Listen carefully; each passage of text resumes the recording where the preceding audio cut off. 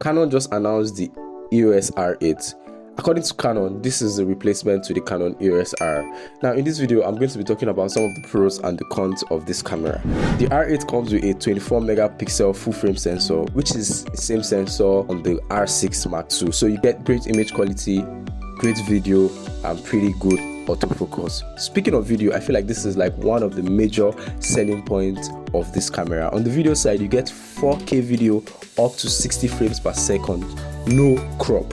You also get C-Log 3 in 10 bits. I don't know how Canon was able to put so much video power on this small body for a price like this. This is actually great.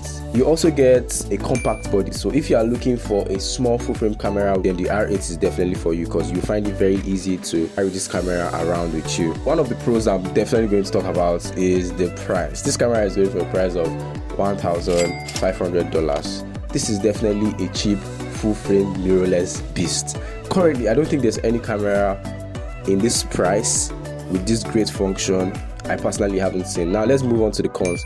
Because Canon is trying to put all these great functions in a small body, the downside to this is a smaller space for battery. Canon R8 uses a smaller battery, which is the LPE17, as opposed to the bigger LPE6 battery on the Canon EOS R and R6 Mark II, which means you can shoot for longer periods of time because of the small battery. Secondly, you also don't have IBIS. This camera doesn't come with an in-body stabilization. I don't think this is really an issue, but it might be a deal breaker for some couple of people. But one thing you should note is that most Canon lenses come with in-body stabilization, so this might not be an issue if you are more of a photographer, like if you are leaning into the photo side, but it might be an issue for you if you are more on the video side. You also have just one card slot on this camera, which might be an issue if you need a camera with dual card slots.